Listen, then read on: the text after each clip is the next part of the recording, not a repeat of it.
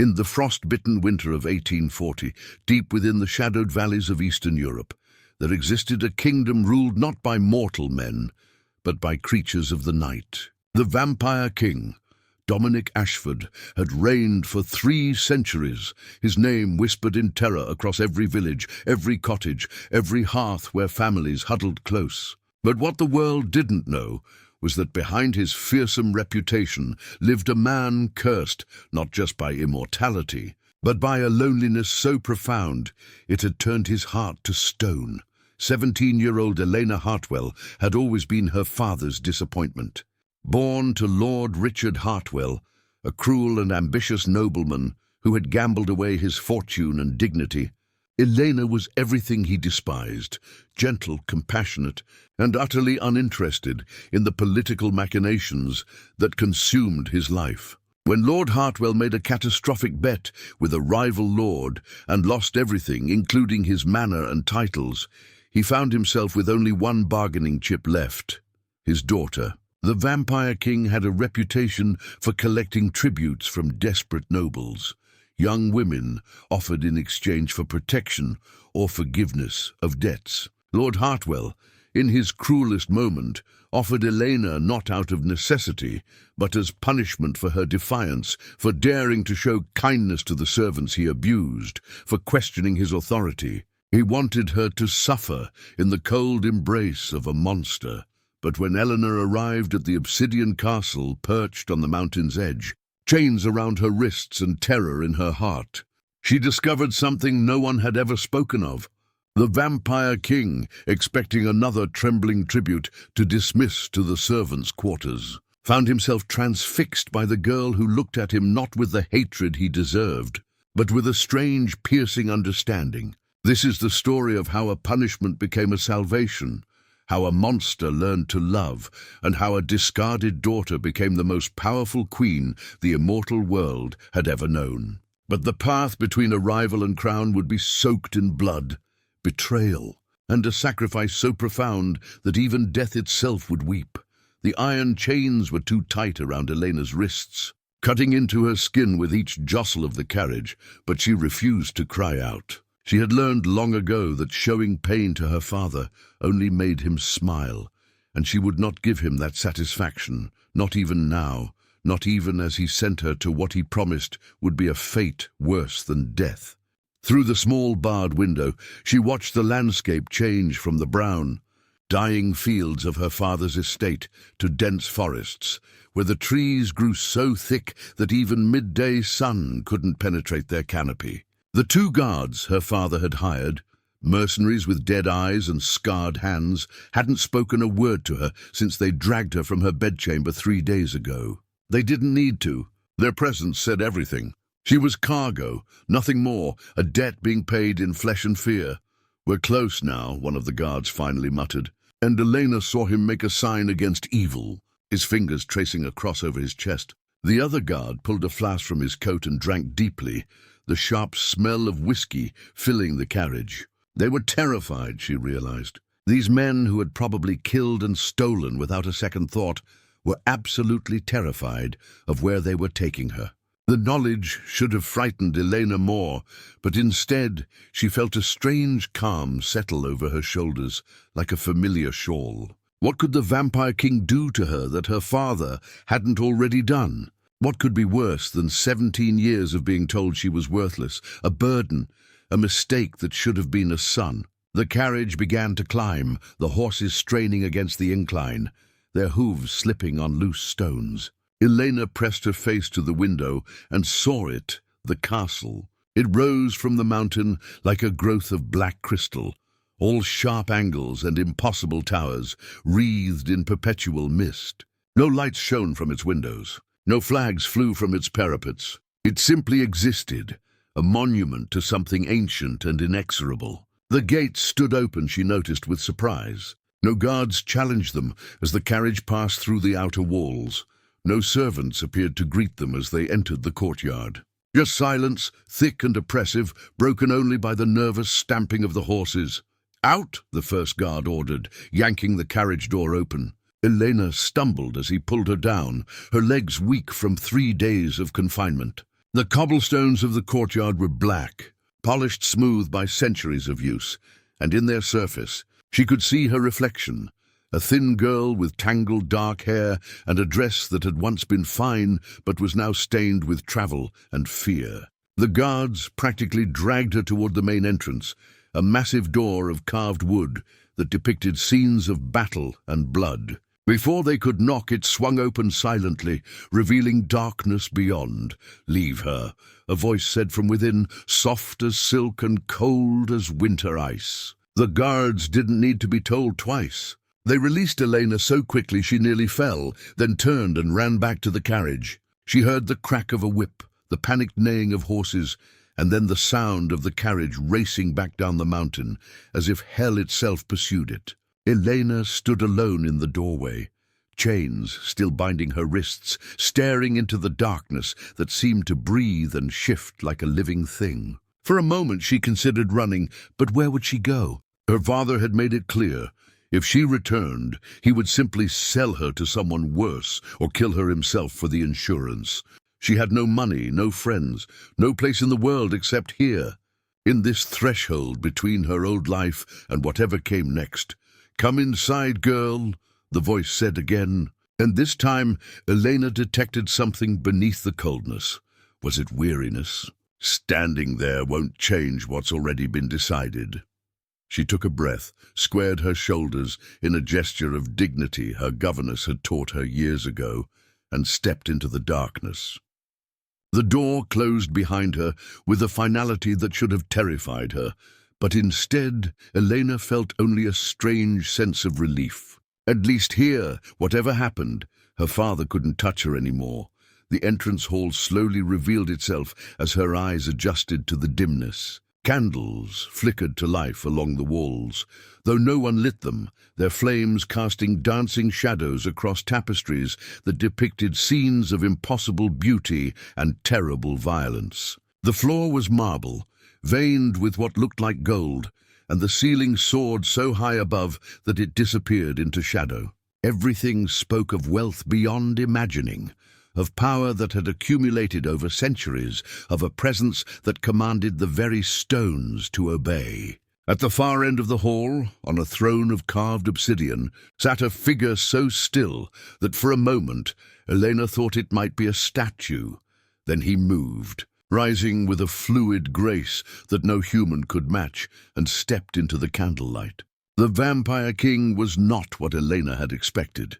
The stories told in villages spoke of a monster, a creature of rotting flesh and burning eyes, but the man before her was beautiful in the way a sword is beautiful, all clean lines and deadly purpose. He appeared perhaps 30 years old, with black hair that fell past his shoulders and features carved from pale stone. He wore black, simple and elegant, with no crown or jewels to mark his status. He needed none. Power radiated from him, like heat from a forge, making the very air around him shimmer and bend. But it was his eyes that caught Elena and held her frozen. They were not red, as the stories claimed, but a deep, ancient grey, like storm clouds over an ocean, and in them she saw something that shook her to her core. They were sad. Not cruel, not hungry, but infinitely, profoundly sad, as if he had seen so much of the world that all its colours had faded to ash. He studied her in return, his gaze moving from her tangled hair to her chained wrists to her worn shoes, and something flickered across his face. Surprise, perhaps, or recognition of something he hadn't expected to find. "Your father sent you as tribute," he said, his voice carrying easily across the vast space between them. It wasn't a question, but Elena nodded anyway. "And what did he tell you would happen here?" She found her voice, though it came out rougher than she intended. "He said you would drink my blood and throw away my corpse. He said I deserved it for being disobedient, for showing kindness to those beneath our station, for failing to secure a proper marriage. He said you were a monster who delighted in suffering, and that my suffering would please you." The Vampire King was silent for a long moment, his expression unreadable. Then he descended the steps from his throne with that same impossible grace and crossed the hall toward her. Elena forced herself not to step back, not to flinch, even as every instinct screamed at her to run. He stopped just beyond arm's reach and lifted his hand. She braced herself for pain, for the bite she knew was coming, but instead he gestured, and the chains around her wrists simply fell away, clattering to the marble floor. She stared at her freed hands, at the raw, bleeding marks the iron had left, not understanding. "Your father is a fool and a coward," the Vampire King said quietly, "and he knows nothing of what I am or what I want." He turned away from her, his coat swirling around him like smoke. "You are not a prisoner here, Elena Hartwell. You're not tribute or sacrifice or payment. You are a guest, and you will be treated as such. Rooms have been prepared for you in the East Wing. You will have servants to attend you, clothes, books, whatever you require. You may go anywhere in the castle except the North Tower, which is locked for good reason. You may leave whenever you wish. I will provide you with money, a carriage, and safe passage to any destination you choose." Elena's mind reeled, trying to process words that made no sense. This was not what her father had described. This was not what the stories had promised.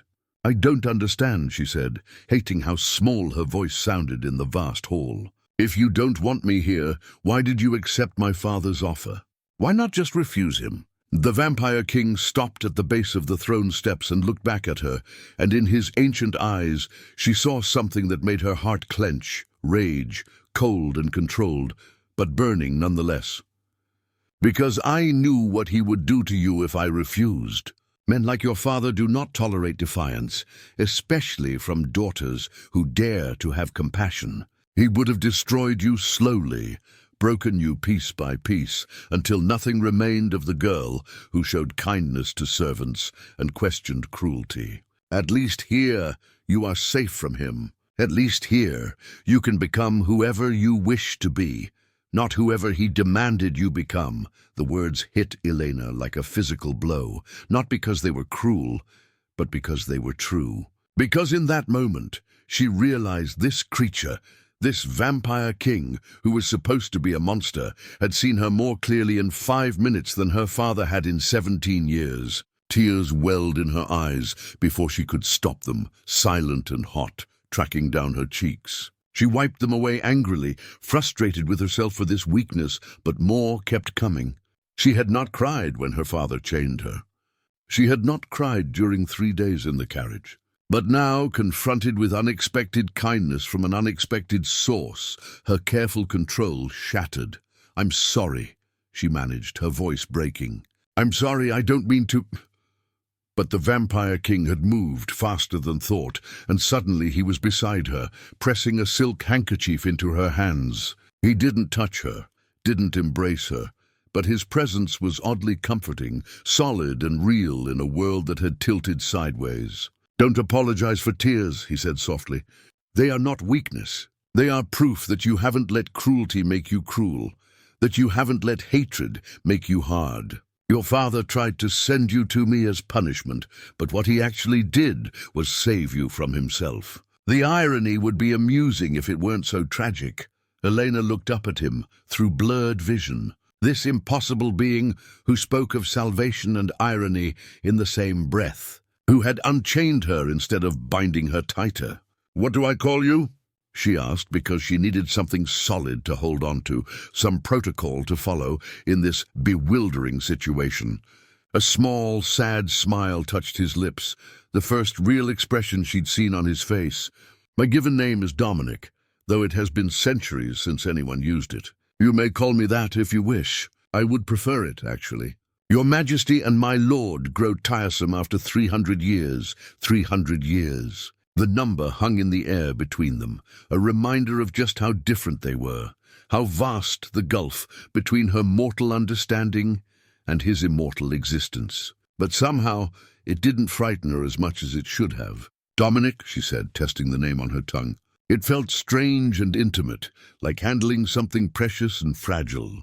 "I'm Elena, but you already knew that." "I did," he confirmed, stepping back to give her space, seeming to sense that she needed it. "Your father's letter was quite detailed in its descriptions of your failures and flaws.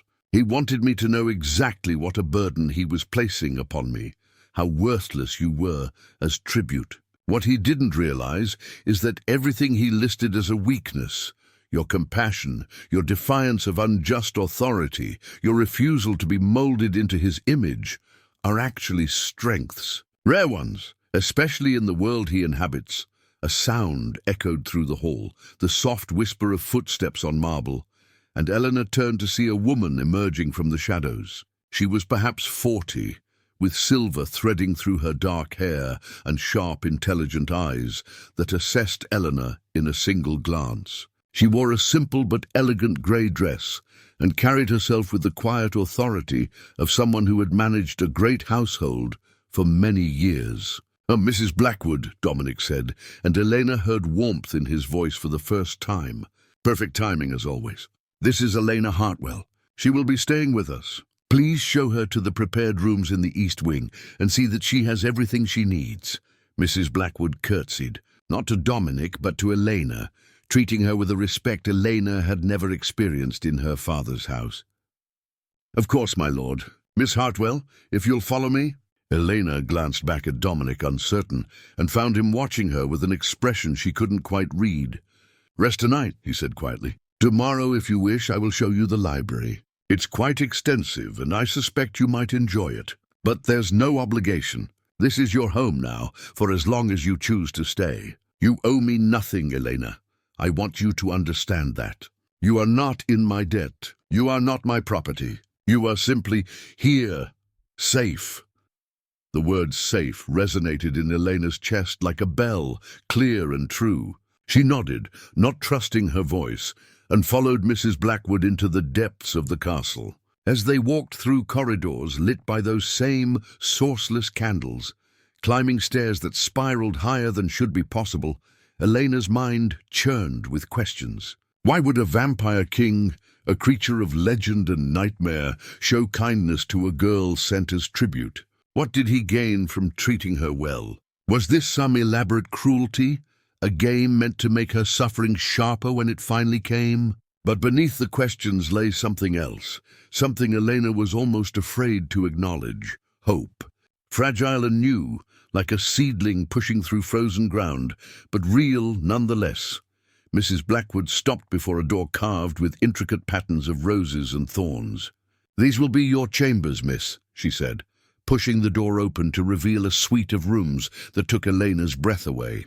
The sitting room was furnished with velvet sofas in deep burgundy, a fireplace that crackled with cheerful flames, and windows that overlooked the forest stretching away into darkness. Beyond it lay a bedroom with a canopied bed larger than any Elena had ever seen, piled high with pillows and blankets that looked soft enough to drown in. A dressing room connected to a bathroom that had, impossibly, running water that steamed gently from bronze taps. "There's a bell pull by the bed if you need anything during the night," Mrs. Blackwood said, her tone businesslike but not unkind. "I've laid out a nightgown and a dressing robe. Tomorrow morning I'll bring you breakfast and we'll discuss your wardrobe. The master has instructed me to spare no expense, so please don't hesitate to request anything you desire." She paused at the door, her severe expression softening slightly. "He's not what the stories say, miss. The master. I've served this household for 23 years, and in all that time, I've never seen him harm anyone who didn't richly deserve it. He's saved more lives than he's taken, though he'd never admit it. You're safe here, truly safe." Before Elena could respond, Mrs. Blackwood curtsied again and left, closing the door softly behind her. Elena stood in the center of the sitting room, turning slowly to take it all in, and finally allowed herself to believe that this was real. She was not in a cell. She was not chained or caged or awaiting torture. She was in a beautiful room, warm and comfortable, treated not as tribute but as a guest, no more than that. Dominic had called this her home. The tears came again, but this time they were different. This time they were tears of relief so profound it made her knees weak. She sank onto the sofa and let herself cry properly, great racking sobs that shook her whole body, releasing 17 years of suppressed pain and fear and loneliness. She cried for the girl she had been, desperate for a father's love that would never come. She cried for the beatings she'd endured when she defended servants from her father's wrath. She cried for the marriage proposals he'd rejected because the dowry wasn't large enough, treating her like a commodity rather than a person. And finally, she cried because for the first time in her entire life, someone had looked at her and seen value instead of burden, strength instead of weakness, a person instead of a problem to be solved. When the tears finally subsided, Elena felt hollow but strangely light, as if she'd been carrying a weight for so long that she'd forgotten what it felt like to stand without it. She explored the rooms more carefully, touching things tentatively, almost afraid they would vanish if she grasped too firmly. The books on the shelves were real, leather-bound and well-loved. The clothes in the wardrobe were real, fine fabrics in jewel tones that would actually fit her. The bath was real, and after 17 years of cold water and harsh soap, the luxury of hot water and French-milled soap that smelled of lavender made her want to cry all over again. She soaked until her skin pruned, and the last of the travel grime had washed away. Then dressed in the nightgown Mrs. Blackwood had left, soft cotton trimmed with lace, finer than anything Elena had owned in her father's house. The bed was as comfortable as it looked, the mattress somehow supporting and cradling her simultaneously, the blankets warm without being stifling. Elena lay in the darkness, staring at the canopy above her, and thought about the Vampire King, Dominic. He had looked at her with eyes that had seen centuries pass, empires rise and fall, countless humans live and die, and in that ancient gaze he had recognized her pain. He had understood, without her saying a word, exactly what her father had done to her over the years. How was that possible? What had he seen in his long life that gave him such clarity? Sleep should have been impossible with so many questions swirling through her mind, but exhaustion finally claimed her, pulling her down into dreams that were, for the first time in years, not nightmares. She dreamed of a library with books that reached the ceiling, of a voice reading poetry in languages she didn't know but somehow understood, of grey eyes that held storms and secrets and something that might possibly be tenderness. When she woke to golden sunlight streaming through the windows and the smell of fresh bread and tea, Elena realized with a start that she had slept through the entire night without once jerking awake in terror. It was, she thought as she sat up and stretched, a very good sign indeed. Mrs. Blackwood arrived precisely at 9, pushing a cart laden with more food than Elena could possibly eat. Fresh bread still steaming from the oven, butter churned that morning, 3 kinds of jam, eggs cooked soft, the way Elena preferred, though she'd never mentioned it, sliced fruit that shouldn't exist in late autumn, and tea that smelled of bergamot and mystery. "Good morning, Miss Hartwell," the housekeeper said, setting the table by the window with practiced efficiency. "I trust you slept well." Elena nodded, still marveling at the simple luxury of being asked about her rest, rather than being shaken awake before dawn to begin chores her father invented to keep her humble. "Better than I have in years, Mrs. Blackwood. Thank you." The older woman's expression softened almost imperceptibly. "I'm glad to hear it. The master asked that I inform you he'll be in the library after sunset, should you wish to join him. He keeps unusual hours, as you might imagine, though he can tolerate sunlight better than the old stories suggest. It simply makes him uncomfortable, like wearing clothes that don't quite fit." She began laying out dresses across the bed in the next room, each more beautiful than the last. "In the meantime, you're free to explore the castle and grounds. The only restriction, as the master mentioned, is the North Tower. It's locked for everyone's safety, including his own." Elena's curiosity sparked immediately, but she pushed it down. She had been given freedom and trust. She wouldn't betray that by prying into forbidden spaces on her first day. "What's on the grounds?" she asked instead, joining Mrs. Blackwood in the bedroom to examine the dresses. There was a deep green velvet that made her think of forests, a midnight blue silk that seemed to capture starlight, and a burgundy wool that looked both practical and elegant. "Gardens, mostly, though they're not what they once were. The master doesn't have much interest in flowers anymore. There's a stable with horses you're welcome to ride, a conservatory that's overgrown, but rather beautiful in its wildness, and paths through the forest that are perfectly safe during daylight hours. The master's protection extends throughout these lands. No natural predator would dare harm you, and the unnatural ones answer to him. The casual mention of unnatural predators should have frightened Elena, but instead she found herself fascinated. What kind of creatures existed in the Vampire King's domain? Were there others like him, or was he unique in his power? How many vampires live in the castle? She asked, selecting the green velvet dress and beginning to change with Mrs. Blackwood's efficient assistance.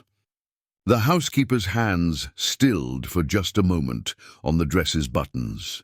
Only the master, miss. He doesn't keep a court like some of the others do. Says he prefers solitude to sycophants, and that most of his kind are insufferable after the 1st century. There are human servants, myself the cook, the stable master, a few maids and footmen, but we're all here by choice, paid generously and free to leave if we wish. The master values loyalty earned, not compelled. Elena absorbed this information as Mrs. Blackwood finished with the buttons and began working on her hair, brushing out the tangles with a gentleness Elena's own mother had never shown. Her mother had died when Elena was 6, too focused on producing a male heir to care much for a disappointing daughter. And her father had never remarried, too bitter about his wife's failure to see the point. "Why do you stay?" Elena asked quietly. "If you're free to leave, why remain in service to a vampire?" Mrs. Blackwood met her eyes in the mirror, and for a moment Elena saw past the housekeeper's professional mask to something raw beneath. "Because 23 years ago, my husband beat me nearly to death over a burned dinner. The master found me bleeding in an alley where my husband had thrown me like refuse. He could have simply drained me and ended my misery, but instead he brought me here, had his physician heal me. Yes, he keeps a human physician on staff, and offered me employment. When my husband came looking for me, demanding his property be returned, the master gave him a choice: leave peacefully and never return, or face consequences." The housekeeper's hands had stilled in Elena's hair, her gaze distant with memory. "My husband chose to fight. He lost. I won't describe what the master did to him, but I will say this: he made certain my husband would never raise a hand to another woman again. Then he asked me, not told me, asked if I would like to stay and work for him. He said he needed a housekeeper he could trust, someone who understood that strength should be used to protect, not to dominate. I've been here ever since, and I've never regretted it for a single moment." She resumed working on Elena's hair, pinning it up in a style that was elegant, but not overly formal. "The master is hard, Miss Hartwell, I won't lie about that. He's killed, and he'll kill again if necessary. But he's never cruel without cause, never violent without reason, and he has more honor in his smallest finger than most human men have in their entire bodies. Whatever your father told you about him was a lie." Elena stared at her reflection, seeing not the disappointing daughter her father had despised, but a young woman who looked almost regal in the green velvet, her dark hair gleaming in the morning light, her hazel eyes clearer than they'd been in years. "My father told me he was a monster who delighted in suffering," she said softly. "But I think the only monster in that story was my father himself." Mrs. Blackwood squeezed her shoulder, a brief gesture of solidarity, then stepped back to admire her work. "You're a wise young woman, miss. Now enjoy your breakfast and then explore to your heart's content. The library is on the 3rd floor west wing, though I imagine the master will want to show it to you himself tonight. Until then, the castle is yours." Elena spent the morning wandering, marveling at the strange contradictions of her new home. The castle was enormous, with corridors that seemed to shift and change when she wasn't looking directly at them, rooms that appeared in impossible locations, and staircases that led to places they shouldn't. Yet despite its size and strangeness, it never felt cold or forbidding. Fires burned cheerfully in every hearth. Sunlight streamed through windows that sparkled with cleanliness. The few servants she encountered greeted her with genuine smiles, rather than the barely concealed contempt she'd endured in her father's house. She found the conservatory Mrs. Blackwood had mentioned, a glass structure overgrown with vines and wild roses that bloomed out of season, their perfume almost overwhelming. In the center stood a fountain, long, dry, with a statue of a woman reaching toward the sky as if pleading with the heavens. Something about the statue's face struck Elena as profoundly sad, though she couldn't explain why.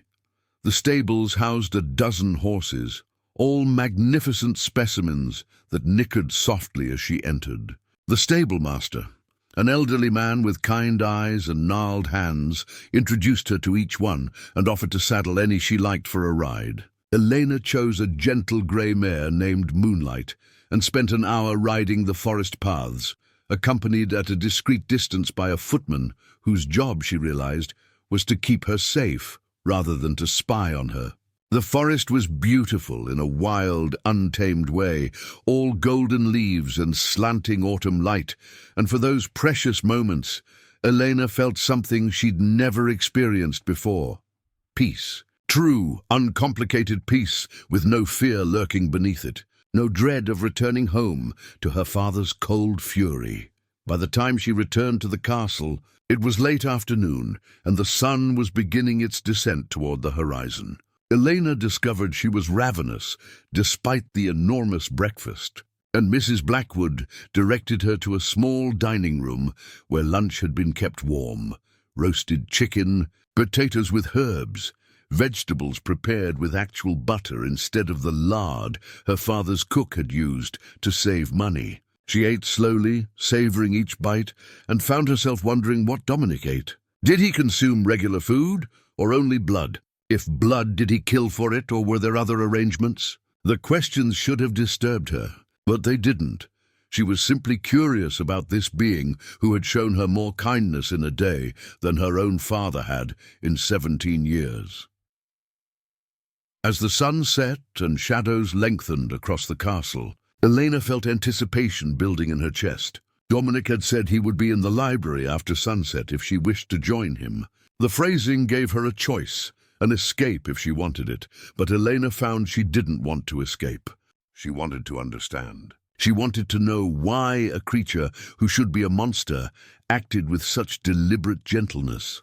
Why a king who could compel obedience through fear instead earned loyalty through kindness. She wanted to understand the sadness she'd seen in his ancient eyes, the weariness that spoke of centuries endured rather than enjoyed. Most of all, she wanted to thank him properly for giving her something she'd never had, a place where she didn't have to constantly defend her right to exist. Mrs. Blackwood found her as darkness fell completely, the older woman carrying a lamp, though the castle's strange candles had already begun their sourceless flickering. "The master is in the library, miss, if you'd like me to show you the way. Or if you'd prefer to retire early, he would understand." There's no obligation, but there was obligation, Elena thought, just not the kind Mrs. Blackwood meant. Not obligation born of debt or duty, but the kind born of gratitude and genuine interest. "I'd like to see the library," she said, standing and smoothing her dress. "If you wouldn't mind showing me." Mrs. Blackwood smiled, a real smile that crinkled the corners of her eyes, and led Elena through the castle's winding passages to a set of double doors, carved with images of books and scrolls and strange symbols that seemed to shift when viewed peripherally. The housekeeper pushed the doors open and gestured for Elena to enter. "I'll leave you to it then. Ring if you need anything." She withdrew, her footsteps fading down the corridor, leaving Elena alone at the threshold of the library. She stepped inside and stopped, her breath catching in her throat. The library was vast beyond reason, stretching up through at least 3 floors, with galleries circling each level and ladders on rails to reach the highest shelves. Books filled every available space, thousands upon thousands of volumes in leather and cloth, and materials Elena couldn't identify, their spines stamped in gold and silver, and languages she'd never seen. The smell of old paper and ink and knowledge hung in the air like incense. And in the center of it all, seated at a massive oak desk with a book open before him, sat Dominic. He looked up as she entered, and even across the distance between them, Elena felt the weight of his attention like a physical thing. He was dressed simply again, all in black, his dark hair loose around his shoulders, and in the warm lamplight he looked less like a monster and more like a scholar, tired but content in his domain of books. "Elena," he said, and her name in his voice sounded like music, each syllable given weight and consideration. "You came. I'm glad. I was afraid I might have overwhelmed you yesterday." Elena walked toward him, her footsteps echoing softly on the polished wood floor. "You didn't overwhelm me. You confused me, perhaps, but in a good way. I'm not accustomed to kindness without strings attached." Dominic closed his book. She glimpsed Greek text before the cover obscured it, and stood, gesturing to the chair across from his desk. "Sit, please. Tell me, what do you think of your new home? Has Mrs. Blackwood treated you well?" Elena settled into the chair, which was surprisingly comfortable despite its antique appearance. "Everyone has treated me better than I deserve. The rooms are beautiful, the food is delicious, and I spent the afternoon riding through your forest. It's the most peace I've had in my entire life." She hesitated, then added, "Mrs. Blackwood told me how you saved her. She told me what you did to her husband." Something flickered in Dominic's eyes, not shame, but a kind of weary acceptance. "And now you're wondering if I'm capable of that same violence against you?" "It's a fair question. No," Elena said, surprising herself with her certainty. "I'm wondering why you helped her at all. Why you continue to help her and the others who work here. Why you help me. Vampires in stories are creatures of pure selfishness, but you seem to be the opposite. You could take whatever you wanted through force, but instead you ask permission and offer choices. Why?" Dominic was silent for a long moment, his fingers tracing the edge of the book before him, and Elena noticed for the first time that his hands were scarred, faint white lines across his knuckles and palms that stood out against his pale skin. Battle scars, perhaps, or marks from some punishment endured long ago. When he finally spoke, his voice was softer than before, almost vulnerable. "Because I remember what it's like to be powerless. I remember what it's like to be at the mercy of someone stronger, someone cruel, someone who takes pleasure in breaking things simply because they can. I was not born a vampire, Elena. I was made one, against my will, by a creature who thought my suffering was entertaining." He stood and walked to the window, staring out at the darkness beyond. "I was 30 years old in 1540, a minor lord with a small estate, and a wife I loved more than life itself. A vampire came through our lands, one of the old ones, ancient and mad with power. He killed my wife in front of me, slowly, and when I begged him to kill me too, he laughed and said death was too kind a fate. He turned me instead, forced immortality upon me, and left me to wake 3 days later to find myself transformed into the very thing I'd been taught to fear and hate. For the first 50 years, I was little more than a monster. I killed because I had to feed, and I hated myself for every death. But slowly, as decades passed, I learned control.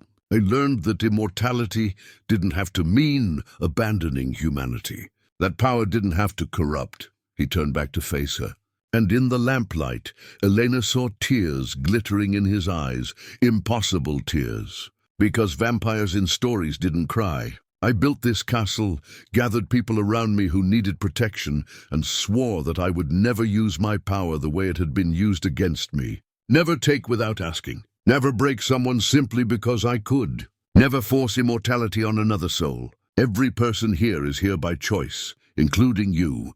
Your father thought he was sending you to hell, but I hope in time you'll come to see this place as something else entirely." His voice dropped to a whisper. "I hope you'll see it as home." Eleanor felt tears rising in her own eyes, moved by a confession she suspected he'd never shared with anyone. She stood and crossed to where he stood by the window, close enough to see the faint pulse in his throat. Yes, he had a pulse, slower than hers but real, and the lines of grief etched around his eyes. "Thank you," she said simply, "for saving Mrs. Blackwood and the others and me, for being strong enough to choose kindness when you could have chosen cruelty, for remembering your humanity even after centuries of immortality.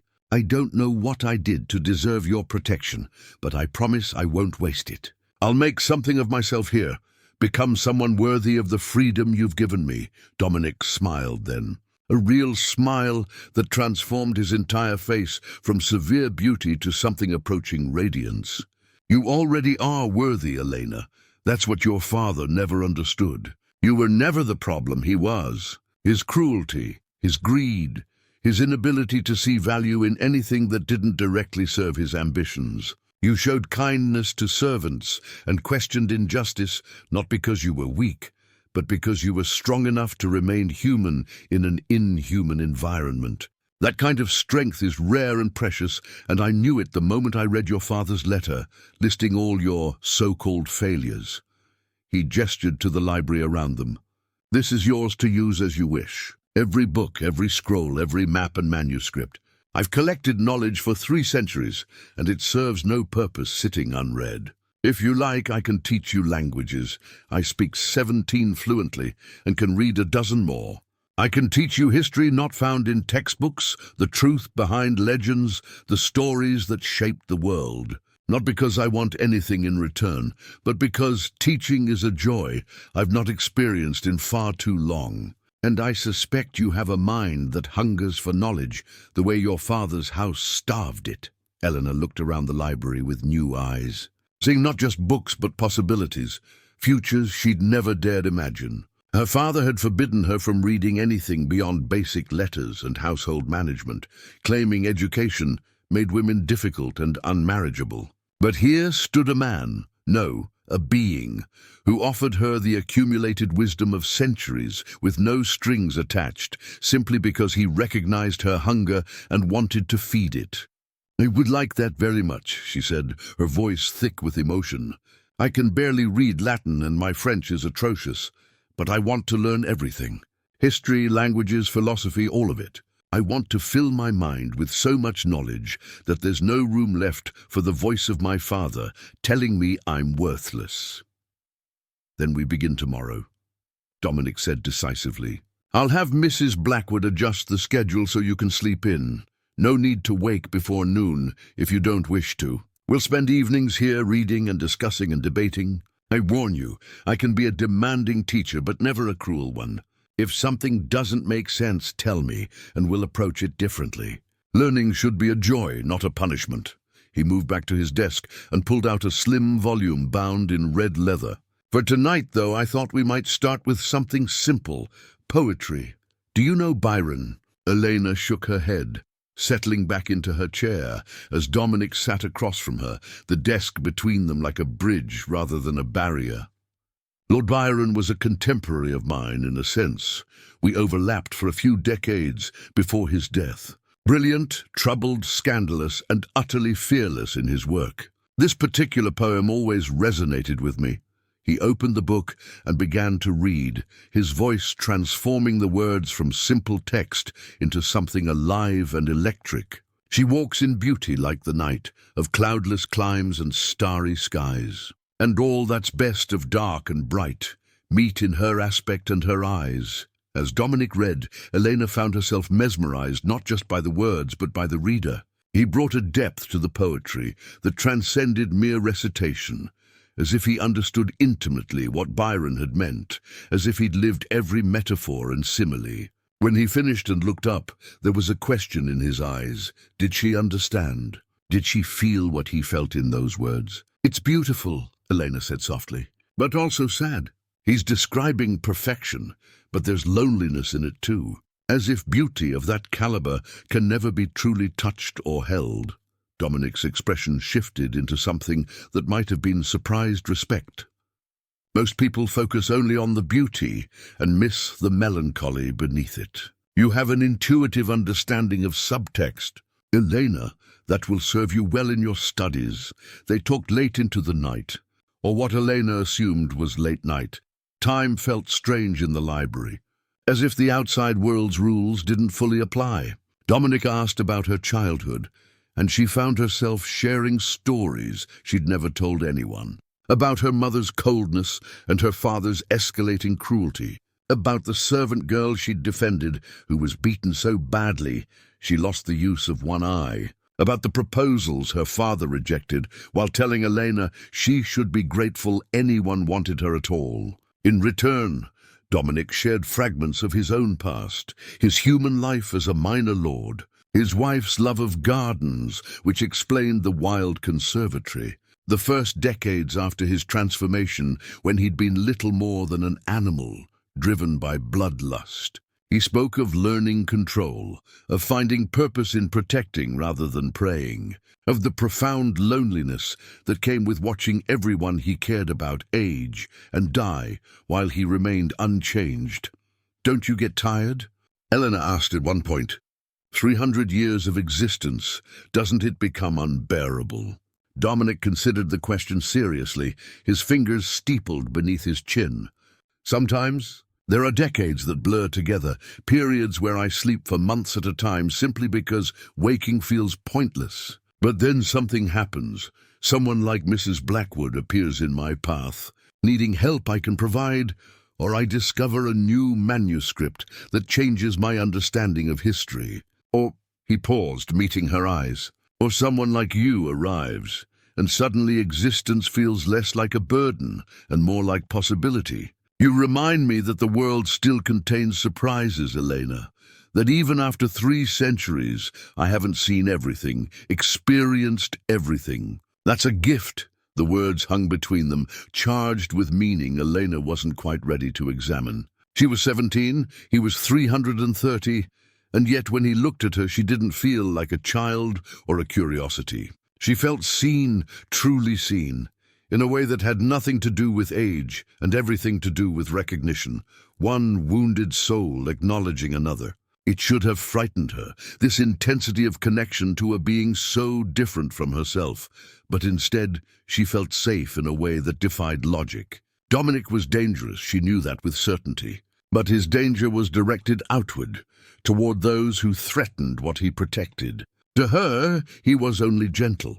"I should let you rest," Dominic said eventually, though he sounded reluctant.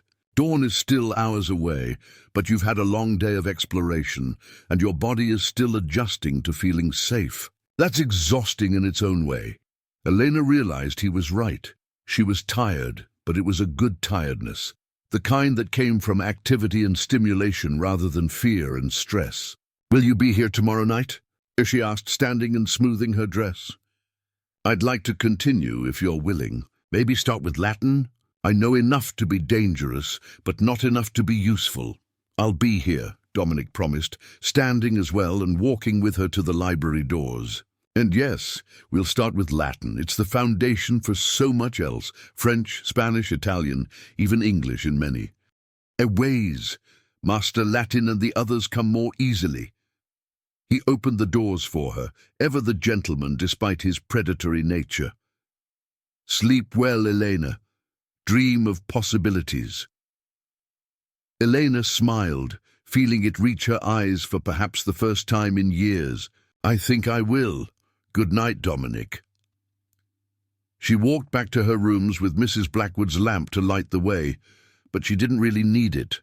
The castle's strange candles seemed to brighten as she passed, as if welcoming her, and she no longer felt lost in the winding corridors. This was home now, truly home, and for the first time since her mother's death, Elena felt like she belonged somewhere, like she mattered to someone, like she had a future that extended beyond mere survival. When she finally climbed into bed, the last thought before sleep claimed her was of grey eyes that held storms and centuries, and a voice reading poetry like prayer. She dreamed of libraries that stretched into infinity, of languages that unlocked hidden truths, and of a teacher who saw value in a student everyone else had dismissed as worthless. In her dreams, she was not Lord Hartwell's disappointing daughter, but simply Elena, a young woman with a mind hungry for knowledge and a heart learning slowly to trust again. The following weeks passed in a rhythm Elena had never known existed.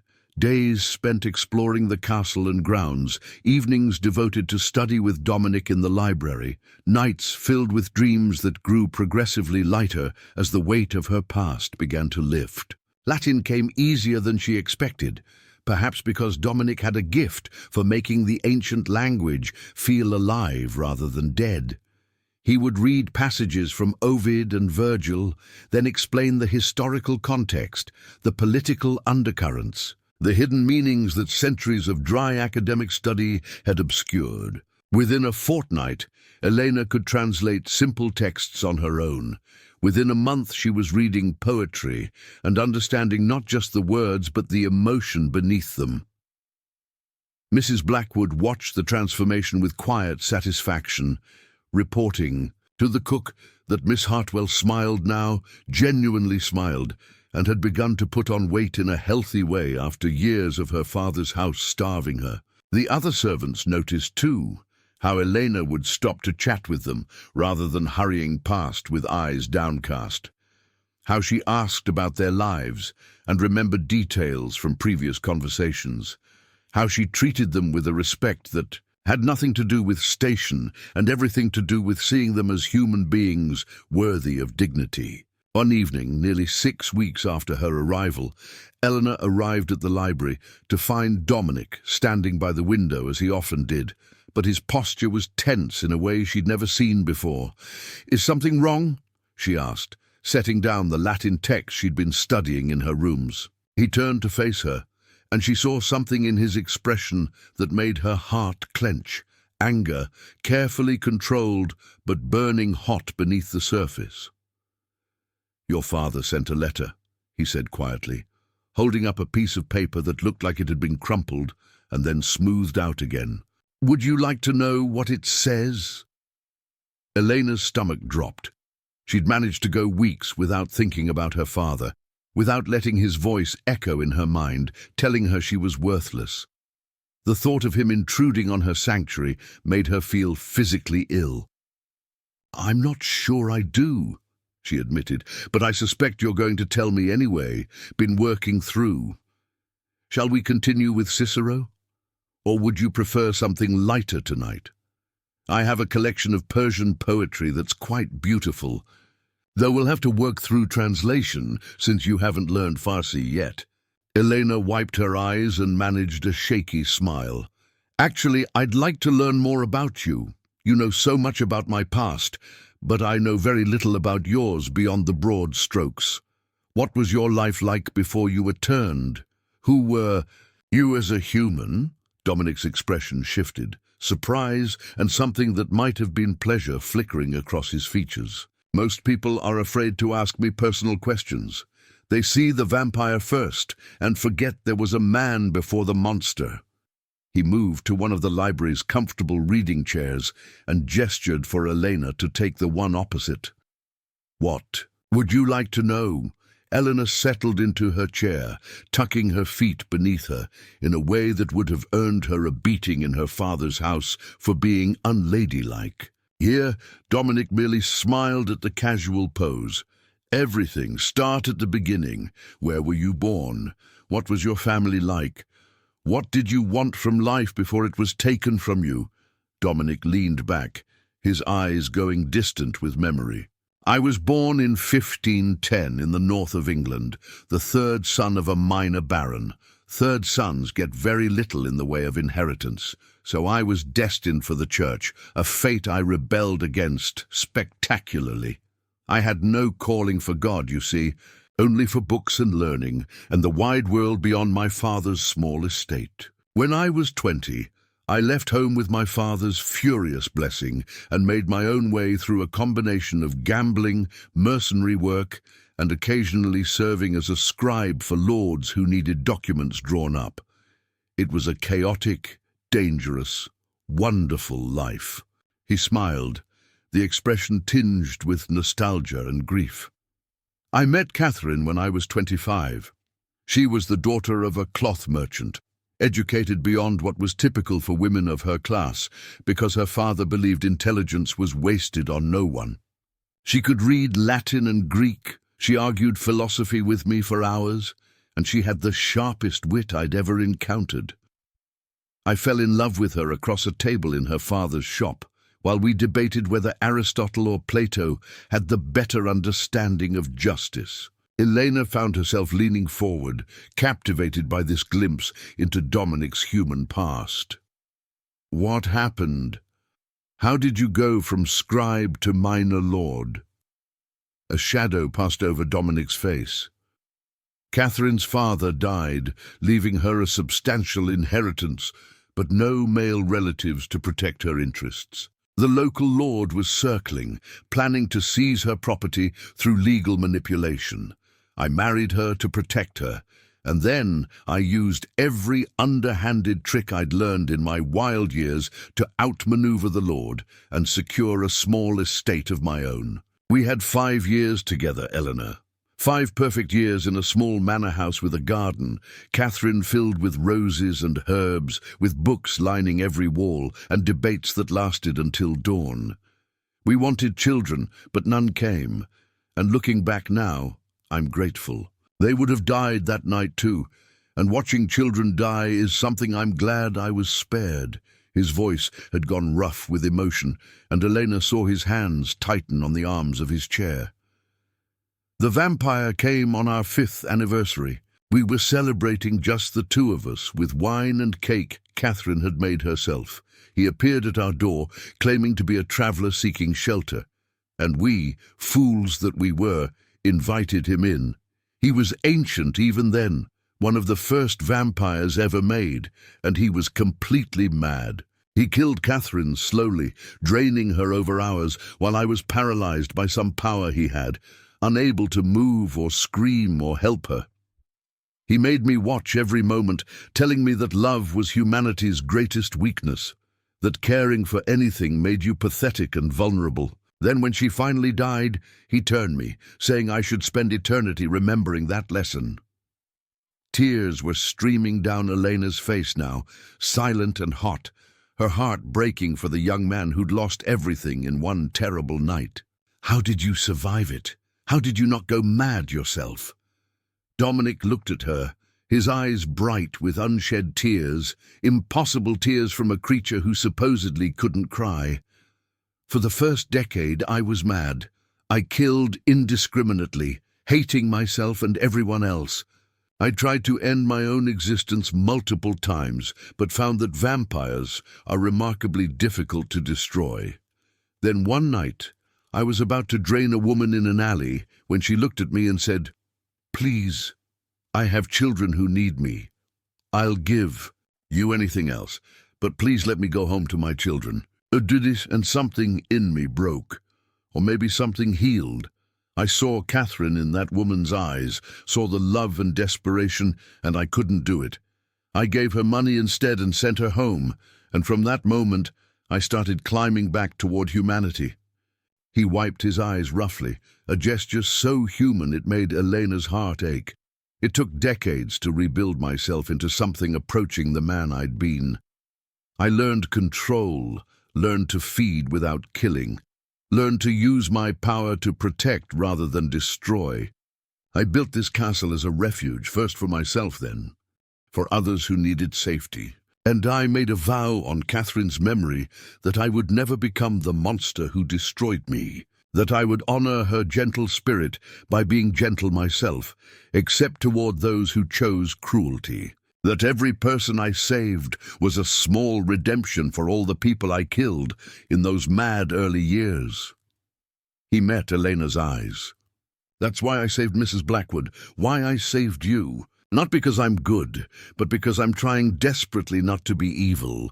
And the only way I know how to do that is to be the protection I wish had existed for Catherine." Elena couldn't bear the distance between them anymore. She rose from her chair and crossed to where Dominic sat, and without thinking about propriety or fear or the vast difference between them, she wrapped her arms around him in an embrace. He stiffened for a moment, clearly shocked. Then slowly, carefully, his arms came up to return the embrace. He was cool and solid and real, and Elena felt him shaking slightly with suppressed emotion. "You are good," she whispered fiercely against his shoulder. "You are. Catherine would be proud of who you became. I'm proud of who you are." They stayed like that for a long moment, two broken souls offering each other comfort across the impossible gulf of 3 centuries and 2 species. When they finally separated, both had tears on their faces, and neither felt any shame about it. "Thank you," Dominic said quietly. "I haven't spoken about Catherine in decades. The pain dulls over time, but never quite disappears. Talking about her tonight, remembering her as she truly was, rather than the idealized memory I've built, it helps. You help, Elena. Your presence here, your questions, your genuine interest in understanding rather than judging, it's reminded me that connection is worth the risk of pain." Eleanor returned to her chair, but the space between them felt different now, charged with a new understanding. "Will you tell me more about her? What were her favorite books? What did she grow in her garden? What did her laugh sound like?" Dominic smiled, a real smile that reached his eyes and erased centuries of weariness for just a moment.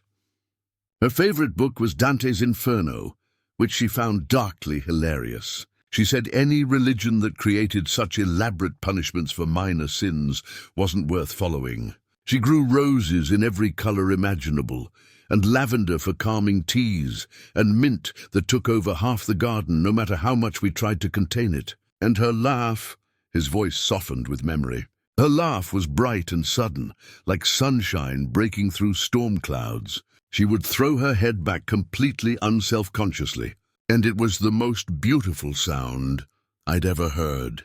They talked late into the night, Dominic sharing stories of his human life and his centuries since. Elena asking questions that helped her understand the being behind the legend. She learned that he loved music, but couldn't play any instruments because his vampire strength made it impossible to be gentle enough with the delicate mechanisms. She learned that he missed the taste of food.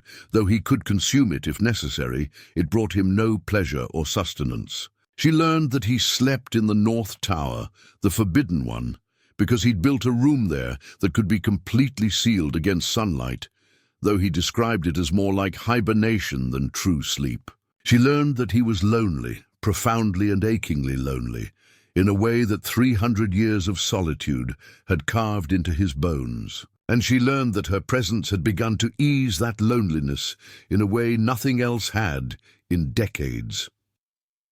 When Eleanor finally returned to her rooms as dawn approached, her mind was full of new understanding, and her heart was full of something she was afraid to name. She cared for Dominic, she realized.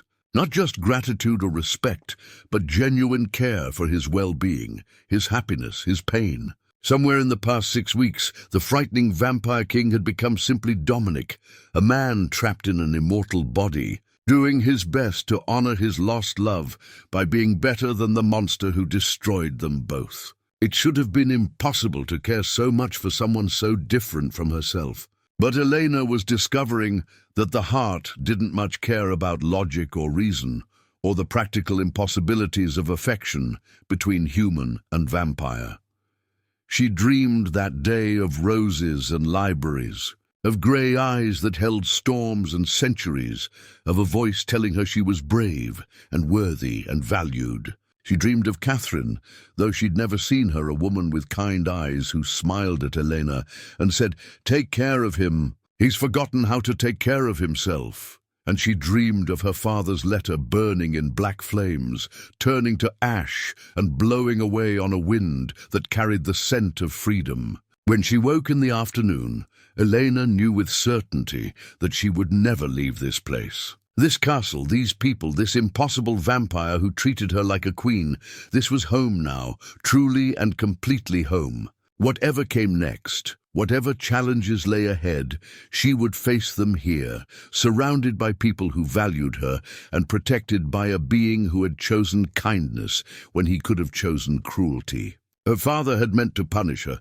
but instead he'd given her the greatest gift of her life, a chance to become herself, free from his shadow and his voice and his crushing expectations. For that, she was almost grateful to him, though she would never tell him so. Let him rage in his distant manner, plotting revenge he'd never dare to execute against a vampire king. Elena had more important things to focus on: Latin declensions to master, Persian poetry to discover, and a friend who needed reminding that he was not the monster he feared, but the man he'd fought so hard to remain.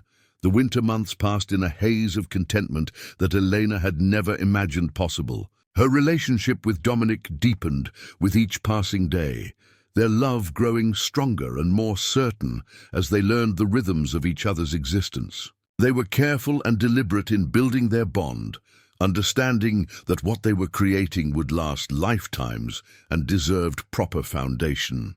Dominic courted her with the old-fashioned formality of his human era, presenting her with books he thought she'd love, reading poetry to her in the moonlit conservatory, teaching her to dance in the great hall while phantom music seemed to play from the very stones. He was unfailingly gentle, always asking permission before touching her, always ensuring she felt safe and cherished. Elena bloomed under his attention, her confidence growing until she barely resembled the frightened girl who had arrived in chains 6 months ago. The castle staff watched the transformation with approval and quiet satisfaction.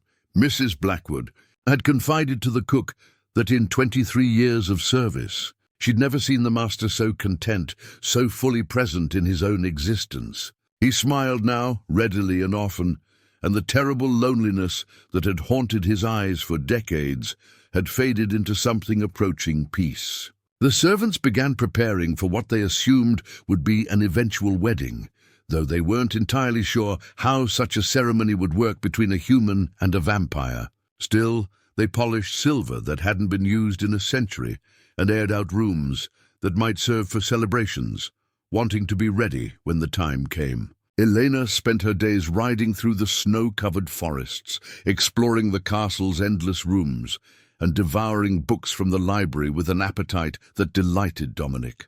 She was fluent in Latin now, conversational in French, and beginning to tackle Greek with the same determination she brought to everything. She'd discovered a passion for astronomy and mathematics, subjects her father had deemed inappropriate for women, and Dominic encouraged her with equipment and texts he'd collected over centuries. But not everything was perfect in their isolated paradise. In late February, a letter arrived that shattered their peaceful existence like a stone through glass. Elena was in the library when Dominic appeared at sunset, his face drawn with an expression she'd learned to recognize as controlled fury. "What happened?"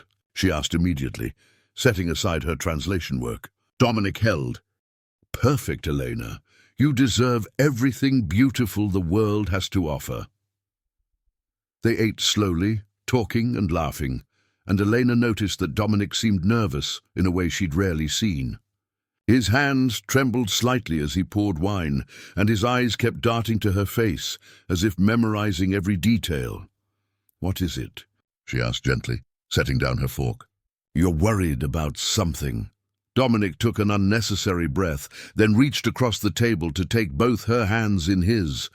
"I need to ask you something, and I need you to answer honestly, without worrying about my feelings or what you think I want to hear. Can you do that?" Elena nodded, suddenly nervous herself. "Elena Hartwell, in the 10 months since you arrived at this castle, you have transformed my existence in ways I never imagined possible. You've reminded me how to laugh, how to hope, how to live rather than simply endure. You've filled centuries of emptiness with light and warmth and love beyond measure. I cannot imagine my future without you in it, cannot fathom returning to the loneliness I endured before you walked through my doors." He paused, his grey eyes shining with emotion. "I want to complete our mating bond. I want to be bound to you in every way possible for the rest of your natural life, and beyond if you'll have me. But before I ask you to make that commitment, I need to know, do you want immortality, Elena? Do you want to become what I am, to walk through centuries at my side? Or do you want to live your human lifespan and let me cherish every moment we have before mortality claims you?" The question hung in the air between them, weighted with implications that would shape the rest of their existence. Elena had thought about this moment for months, had considered every angle, every consequence, every possible future. She knew what her answer would be before he finished asking. "I want eternity with you," she said firmly, her voice steady despite the magnitude of what she was choosing.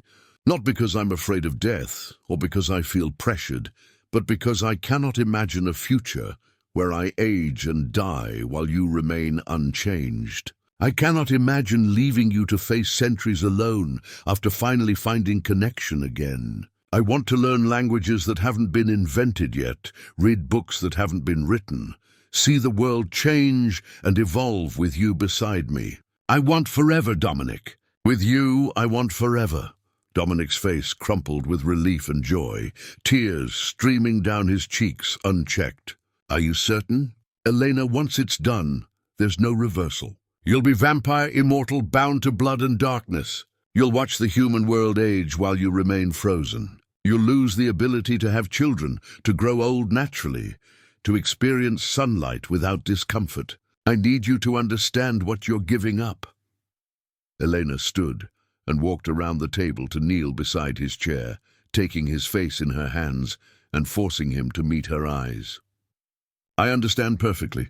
I'm giving up a normal human life that I never wanted anyway, a life that would have been filled with mediocrity and compromise and eventual regret. In exchange, I'm gaining eternity with the person I love most in existence, unlimited time to learn and grow and experience everything the world has to offer. That's not a sacrifice, Dominic. That's a gift, the greatest gift you could possibly give me." She kissed him softly, pouring every ounce of certainty and love she possessed into the contact. "Turn me, complete our bond, make me yours in every possible way." "I'm ready. I've been ready for months." Dominic pulled her into his lap, holding her as if she were infinitely precious and fragile. "The transformation takes 3 days. 3 days of pain as your body dies and reforms. I'll be with you every moment, but I cannot take the pain away. I can only promise that when you wake as vampire, I'll be there and we'll face eternity together." Elena nodded against his chest. "I trust you completely. When do we begin?" Dominic's arms tightened around her. "Tonight, if you're certain. We'll go to my chambers in the North Tower, the place I've kept locked because it's the most secure location in the castle. I'll turn you there, stay with you through the transformation, and when you wake, we'll complete the mating bond properly. But, Eleanor, I need to hear you say it one more time. I need to know this is truly what you want." Eleanor pulled back to look at him, her hazel eyes clear and determined. "Dominic Ashford, I want to spend eternity with you. I want to be your mate, your partner, your equal in all things. I want to become vampire and walk through centuries learning and loving and living fully. This is my choice, made freely and without regret. Please, give me this gift." Dominic stood, lifting her effortlessly in his arms, and carried her through the castle toward the forbidden North Tower. The servants they passed smiled knowingly but said nothing, understanding that something momentous was occurring. Mrs. Blackwood appeared at the tower entrance, tears in her eyes, and pressed a kiss to Elena's forehead. "Be brave, dear girl. The Master will take good care of you. When you wake, everything will be different, but you'll still be yourself. Remember that." The North Tower chambers were beautiful in a stark, minimalist way. A large room with stone walls, a massive bed draped in black silk, and windows that could be completely sealed against sunlight with heavy shutters. Dominic laid Elena gently on the bed, then sat beside her, his expression grave. "Last chance to change your mind. Once I begin, there's no stopping the process. You will die as human and be reborn as vampire, and there's a small chance, perhaps 1 in 20, that the transformation will fail and you'll simply die permanently. I need you to understand that risk." Elena reached up and cupped his face, her touch gentle and certain. "I understand, and I still choose this. I choose you. Now please, before I lose my courage, do it." Dominic leaned down and kissed her forehead, her cheeks, her lips, each touch a benediction and a promise. Then he moved to her throat, and Eleanor felt the sharp pressure of his fangs piercing her skin. The sensation was strange but not painful, a coolness spreading through her veins as he drank, a growing heaviness in her limbs, a sense of floating free from her body. She could feel Dominic's anguish through their incomplete bond, his horror at what he was doing even as he knew it was necessary, his desperate love wrapping around her like a shield. When he'd taken enough to bring her to the edge of death, he tore open his own wrist with his fangs and pressed it to her lips. "Drink, Elena, drink and live. Drink and be reborn." The taste of his blood was strange, metallic and sweet and electric all at once. Elena drank as much as she could before darkness claimed her completely, pulling her down into a void where time had no meaning and pain was the only reality. She was dimly aware of Dominic's voice throughout the 3 days, a constant presence reading to her, talking to her, begging her to hold on and come back to him. She was aware of the agony as her body died and reformed, every cell rewriting itself, every system shutting down and restarting. She was aware of hunger, terrible and all-consuming, and fear that she might not survive, that she might fail the transformation and leave Dominic alone after all. But stronger than the pain or fear was her determination to live, to return to him, to claim the eternity they'd been promised. On the evening of the 3rd day, Eleanor woke. The world had transformed into something impossibly vivid, every color sharper, every sound clearer, every scent a symphony of information. She could hear Dominic's heartbeat, slow and faint, in the chair beside the bed where he'd kept vigil. She could smell the blood running through his veins, could sense the warmth of the servants moving through the castle far below, could feel the pull of hunger in her stomach demanding to be satisfied. But stronger than all of it was the bond connecting her to Dominic, now complete and blazing like a sun in her chest. She turned her head and found him staring at her with wonder and relief, and in his eyes she saw her own transformation reflected. Her pupils had expanded to black pools. Her skin had paled to alabaster, and when she smiled, she felt the sharp points of new fangs against her lips. "Eleanor," Dominic breathed, his voice breaking with emotion. "You're here. You survived. You're beautiful." Elena sat up slowly, marveling at the strength flowing through her new body, the power coiled in muscles that had been weak and human just days before. "I feel incredible. Everything is so vivid, so alive. Is this how you experience the world all the time?" Dominic laughed, the sound bright with joy and relief. "Yes, though you'll learn to filter the input over time. Right now, everything is overwhelming because it's new. But Elena, you're vampire now, truly vampire. How do you feel? Any regrets?" Elena searched her heart honestly and found only certainty and peace. No regrets, only gratitude, only love. Only the absolute conviction that I made the right choice. Dominic pulled her into his arms, and Elena felt the mating bond snap fully into place with an almost audible click. Suddenly she could feel everything he felt, his overwhelming relief that she'd survived, his profound love for her that went deeper than words could express, his joy at finally having a partner to share eternity with, his grief that he'd had to cause her pain, but his gratitude that she'd trusted him enough to endure it. In return, she knew he felt her emotions just as clearly, and there was nowhere to hide, no way to lie or pretend. They were bound completely, 2 souls sharing one existence, and it was more intimate than anything Elena had imagined possible. "I love you," she whispered against his chest. "I love you so much, it feels like my heart might burst with it." "I love you too," Dominic replied, his voice thick with emotion. "My mate, my partner, my equal in all things." "Welcome to eternity, Elena Ashford." The use of his surname struck Elena with unexpected force. She was his now, in ways that transcended human marriage, bound by blood and magic and choice. "Elena Ashford," she repeated, testing how the name felt on her tongue. "I like it. It sounds like someone strong. Someone who survived impossible things and came out stronger on the other side." They held each other as the night deepened, talking softly about what came next. Dominic would teach her to hunt without killing, to control her new strength, to navigate vampire society if she ever wished to meet others of their kind. He would show her the world. They could travel now, that she wouldn't age or sicken, could visit every country and culture, could witness history unfolding across centuries. They had forever to learn and grow and love, and the prospect was dizzying in its vastness.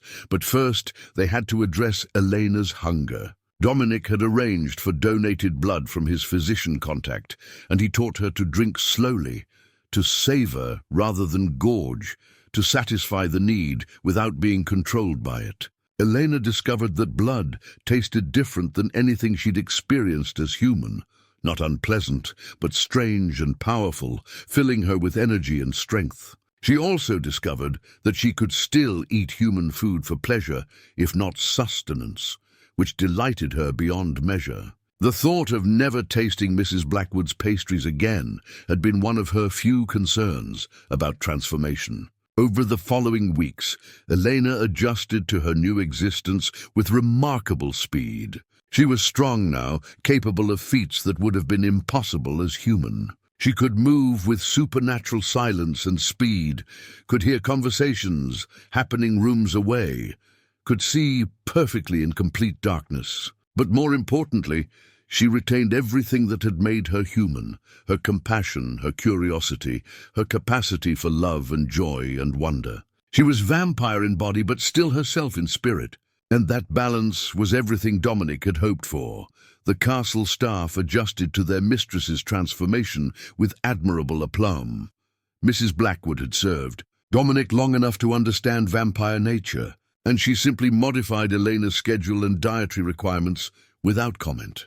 The other servants followed her lead, treating Elena with the same respect and affection they always had, recognizing that immortality hadn't changed her fundamental kindness. If anything, Elena was more present in their lives now, helping with problems, offering advice, ensuring their well-being with the resources and authority she now commanded as Dominic's mate. Spring turned to summer, and the castle became a haven, not just for Elena and Dominic, but for others who needed refuge. Word spread quietly through networks that only the desperate and persecuted knew about.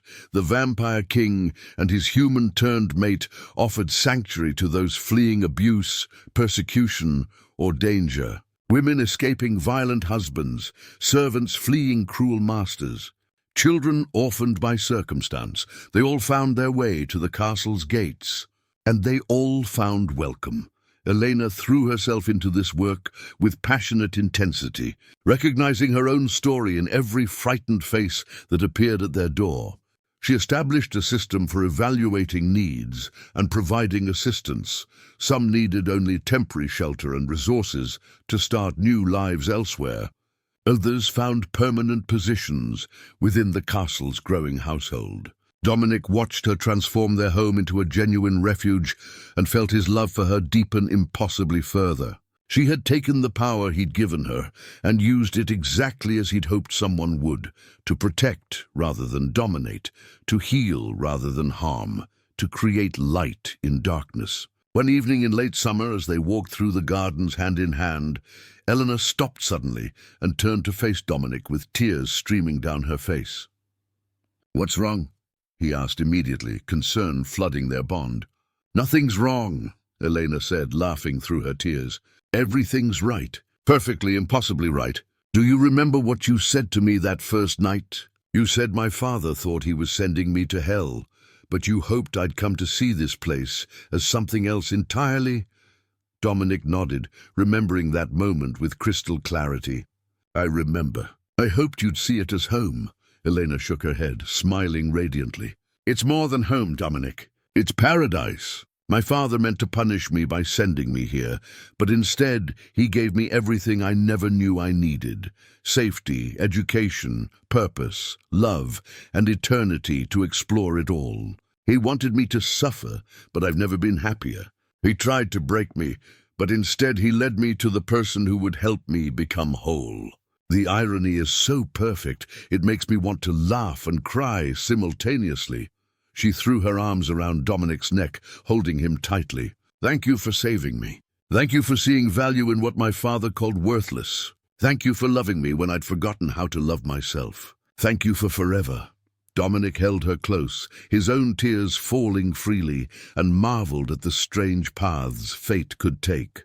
He had spent 3 centuries alone, convinced he would never again know the joy of true partnership, resigned to existing rather than living. Then a frightened girl had arrived in chains, sent as punishment by a cruel father, and somehow that moment of intended cruelty had become the greatest gift of his immortal life. "I should be thanking you," he whispered against her hair. "You gave me back my humanity, Elena. You reminded me that immortality doesn't have to mean isolation, that power can be used gently, that love is always worth the risk of pain. You saved me just as surely as I saved you. We saved each other."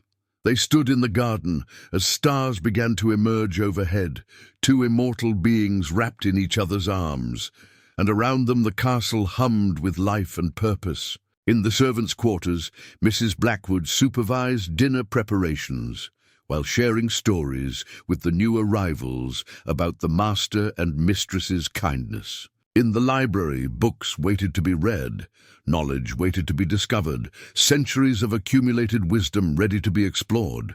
In the stables, horses nickered softly to each other, content and well cared for.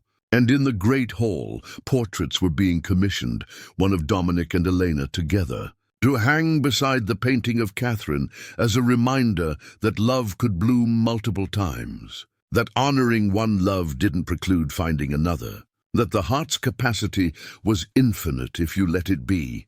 "What do you want to do first?" Dominic asked, as they finally turned back toward the castle. "We have forever now. Where shall we go? What shall we learn?" Elena considered, her mind racing with possibilities. "I want to visit Catherine's grave first. I want to thank her for loving you, for shaping you into the man who would eventually save me. I want to tell her that I'll take care of you, that she doesn't need to worry anymore. Then I want to see the world, Paris, Rome, Constantinople, all the places you've told me about in your stories. I want to learn every language, read every book, help every person who comes to our door seeking refuge. I want to live so fully and completely that every moment justifies the gift of immortality you gave me." Dominic stopped walking and pulled her close, kissing her with a tenderness that made her knees weak despite her new vampire strength. "Then that's exactly what we'll do. Together, always together. Years would pass, then decades, then centuries, but this moment would remain crystallized in both their memories. The evening when they stood in their garden and planned eternity. When 2 souls that had been broken separately found wholeness together. When punishment transformed into paradise and cruelty accidentally created something beautiful. Elena's father had meant to destroy her by sending her to the Vampire King, but instead he had given her the tools to build a life beyond anything he could have imagined. She had been offered to a monster and discovered a man. She had been sent to die and instead learned to truly live. She had been treated like worthless refuse and instead found someone who treated her like a queen. No, better than a queen. Like an equal. Like a partner. Like a mate worthy of forever. And as they walked back into their castle together, the stars overhead bearing witness to their love and their future, Elena sent one final thought toward her father's grave. "Thank you for your cruelty. Thank you for your blindness. Thank you for failing to destroy me, because that failure led me here, to this love, to this life, to this forever. You meant to punish me, but you gave me paradise instead. I win, I survived, I thrived, and I will spend eternity proving that your worst act became my greatest blessing." Behind them, the garden bloomed wild and free. Roses Catherine had loved, mixed with flowers Eleanor had planted. Past and present intertwining just as 2 hearts had intertwined, creating something new and beautiful from the ruins of what came before. This was their story, a tale of punishment transformed into gift, of intended cruelty becoming accidental salvation, of a father's worst moment creating his daughter's best life. And it was only just beginning.